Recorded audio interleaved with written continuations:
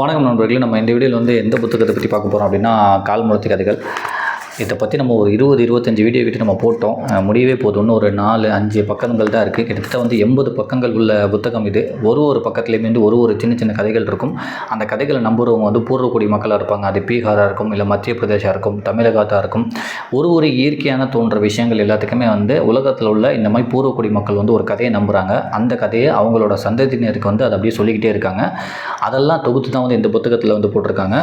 நெருப்பு எப்படி உருவாச்சு அப்படின்றதுக்கு தமிழகத்தில் ஒரு கதை சொன்னாங்கன்னா, பீகாரில் இன்னொரு கதை சொல்லுவாங்க. அந்த கதை நம்புகிற மாதிரி இருக்கும், நம்பவே முடியாத மாதிரி இருக்கும், ரொம்ப ஆச்சரியப்பட வைக்கும். இதெல்லாம் ஒரு கதையா அப்படின்ற அளவுக்கு நம்ம நினைக்க வைக்கும். இந்த மாதிரி எல்லா விதமான ஒரு நினைவுகளையுமே நமக்கு உண்டு பண்ணும். அதுதான் இந்த புத்தகத்தோட ஒரு ஸ்பெஷல். இதை படிக்கிறப்போ சின்ன பிள்ளைங்களுக்கு ஈஸியாக ஒரு சின்ன கதையை சொல்லி கொடுத்துடலாம். அவங்க முக்கியமாக நம்புகிற அளவுக்கு தான் இதெல்லாம் இருக்கும். நம்ம நம்பவே முடியாது. ஆனாலும் இந்த கதைகளை அவங்க சொல்லிக்கிட்டு தான் இருக்காங்க. அதை தான் எஸ் ராமகிருஷ்ணன் அவர்களும் தொகுத்துருக்காங்க. எப்படி இந்த காக்கா வடை சொல்கிற கதையை நம்மளால் நம்ப முடியாது, ஆனாலும் நம்ம சொல்லிக்கிட்டே இருப்போம். அந்த மாதிரி தான் இந்த மாதிரி கதைகள் உலகத்தில் உள்ள ஒரு மூலையிலே சொல்லப்பட்டு வந்த கதைகள். இப்போவுமே நம்ம பார்க்க போகிற 2 கதைகள் என்ன, இடி இடிக்கும் போது ஏன் மின்னல் வருது அப்படின்றதுக்காக, இடி இடிக்கிறப்ப ஏன் மின்னல் வருதுன்றதுக்கு பீகாரில் உள்ள ஆதிக்குடிகள், பீகாரில் வாழ்ந்த ஆதிக்குடிகள் ஒரு கதையை நம்புகிறாங்க. அதுதான் இப்போ நம்ம பார்க்க போகிறோம்.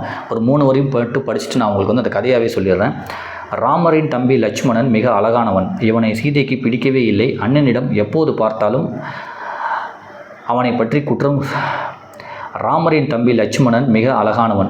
இவனை சீதைக்கு பிடிக்கவே இல்லை. அண்ணனிடம் எப்போது பார்த்தாலும் அவனை பற்றி குற்றம் சொல்லி கொண்டே இருப்பாள்னு சொல்லிட்டு ராமன் லக்ஷ்மணன் கதை தெரியும். ஸோ ராமன் சீதை இவங்க 2 பேரும் ஹஸ்பண்ட் அண்ட் ஒய்ஃப்னு சொல்லிட்டு எல்லாத்துக்குமே தெரியும். லக்ஷ்மணன் அவரோட தம்பி ரொம்ப அழகாக இருப்பாராம். ஆனால் சீதை அவரோட அண்ணன் ஒய்ஃபு சீதைக்கு பிடிக்கவே இல்லையா. இவனை எப்படியாச்சும் இந்த அரண்மனையை விட்டு நம்ம அனுப்பணும்னு சொல்லிட்டு ஏதோ சொல்லிக்கிட்டே இருந்தாராம். ஆனால் அதுக்கு அண்ணன் ராமன் என்ன சொன்னாராம், இல்லை அவன் நல்லவன், அவன்லாம் இதெல்லாம் பண்ண மாட்டேன்னாரா. ஒரு டயத்தில் சீதைக்கு ரொம்ப கோவம் மாதிரி இவனை எப்படியாச்சும் இந்த இடத்த விட்டு அனுப்பணும்னு சொல்லி அவனோட படுக்கறையில் சில பூவெல்லாம் போட்டு வச்சுட்டு, இங்கே பாருங்க ஏதோ ஒரு பெண்ணோட உங்கள் தம்பி இருந்திருக்காரு, அது தப்பு தானே அப்படி இப்படின்னு சொல்லி கொஞ்சம் நிறையா கதையெல்லாம் ஃபார்ம் பண்ணி ராமர்கிட்ட சொல்லிட்டாங்களா. உடனே ராமர் என்ன கோவப்பட்டு லட்சுமணன் அரண்மனை விட்டு துரத்தி விட்டாரான்.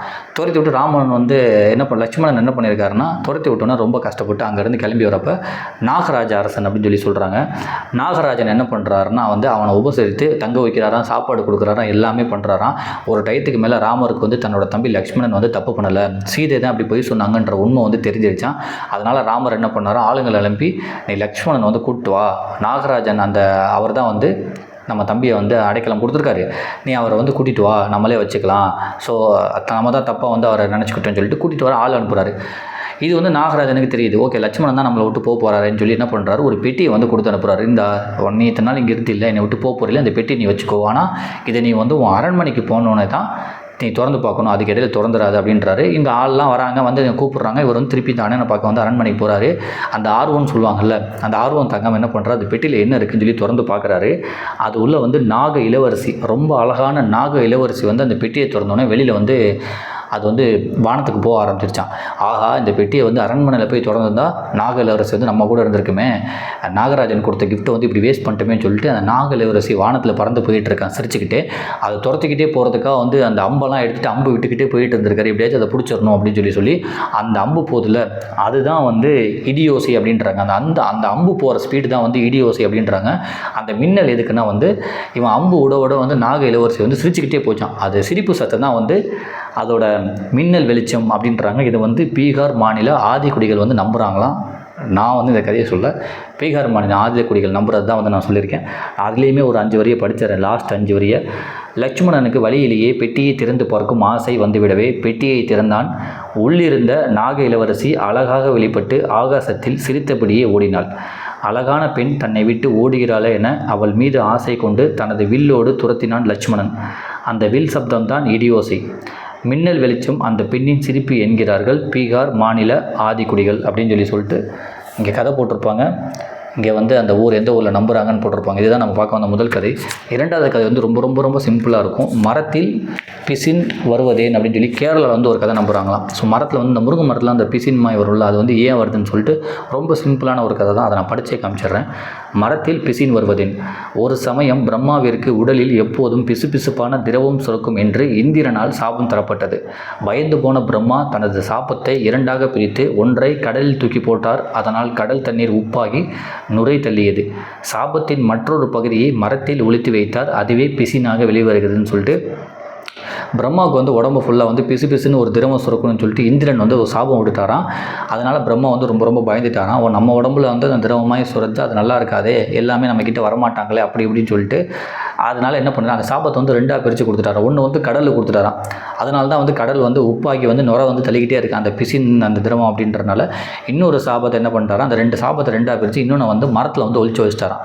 அதனால தான் வந்து மரத்தில் வந்து பிசின் வருது அப்படின்னு சொல்லிட்டு கேரளாவில் வந்து இந்த கதையை நம்புகிறாங்க அப்படின்னு சொல்லி போட்டிருக்காங்க. இதுதான் நம்ம பார்க்க வந்த 2 கதைகள் இந்த ஒரு வீடியோவில். ஸோ நம்ம நாளைக்கு வந்து ஒரு கதை, நாளைக்கு வந்து அடுத்து வந்து ஒரு பெரிய கதை இருக்குது, அதை நம்ம அடுத்த வீடியோவில் பார்க்கலாம். கடல் ஏன் சப்தமிடுகிறது, கடல்லேருந்து ஏன் வந்து சப்தம் வந்துக்கிட்டே இருக்குது அப்படின்னு சொல்லி குஜராத் வந்து பழங்குடி கதைன்னு சொல்லி போட்டிருக்காங்க. குஜராத்தில் வந்து பழங்குடி மக்கள் வந்து கடல் ஏன் சப்தமிடுதுன்னு சொல்லிட்டு ஒரு கதையை நம்புகிறாங்களாம். அதுக்கு அடுத்த கதை வந்து சூரியன் வந்து ஆணா பெண்ணா அப்படின்னு சொல்லி ஆந்திர மக்கள் வந்து ஒரு கதையை வந்து நம்புகிறாங்க. ஸோ இந்த 2 கதைகளையுமே வந்து நம்ம அடுத்தடுத்த வீடியோவில் பார்ப்போம். நீங்கள் இந்த புத்தகத்தை வந்து வாங்கி படிங்க. அவ்வளோ அழகாக அவ்வளோ சின்ன சின்ன கதைகளாக வந்து வாசிக்கிறதுக்குமே அவ்வளோ அருமையாக இருக்கும். நீங்கள் வந்து ஐயோ ஒரே சாப்டராக முடிக்கணுமே அப்படிலாம் இல்லை, ஒரு நாளைக்கு 2 கதைகள் படித்தாவே வந்து அவ்வளோ அழகாக இருக்கும்.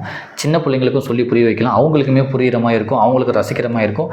நீங்கள் இங்கேருந்து என்ன கதை எடுத்து சொன்னாலும் அவங்க நம்புவாங்க, அதை நம்பாமல் இருக்கவே மாட்டாங்க. ஏன்னா முழுக்க வந்து சிறுவர் சார்ந்த ஒரு கதைகளாகவே தான் இருக்குது. அதுதான் வந்து ஆதி குடிமக்கள், பழங்குடி மக்கள், அப்புறம் வந்து சில பிலிப்பைன்ஸில் உள்ளவங்க, மத்திய பிரதேசில் உள்ள, இங்கே இந்தியாவில் உள்ள மத்திய பிரதேசில் உள்ளவங்க, ஆஸ்திரேலியாவில் உள்ளவங்க, அந்த மாதிரி கதைகள்லாம் வந்து தொகுத்து இங்கே போட்டிருக்காங்க. அவ்வளோ அருமையான ஒரு புத்தகம் இது. அதுக்கு பின்னாடி முன்னுரையே போட்டிருக்காங்க. இயற்கையை குறித்த அறிதலை முன்வைத்து உலகெங்கும் சொல்லப்பட்டு வரும் வாய்மொழி கதைகளின் தொகுப்பு தான் இந்த நூல்.